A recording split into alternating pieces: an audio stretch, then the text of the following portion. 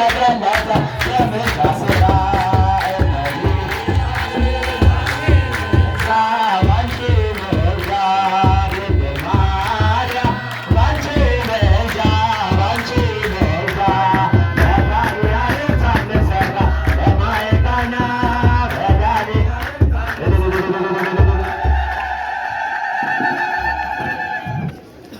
ቃላት ያሰማልን።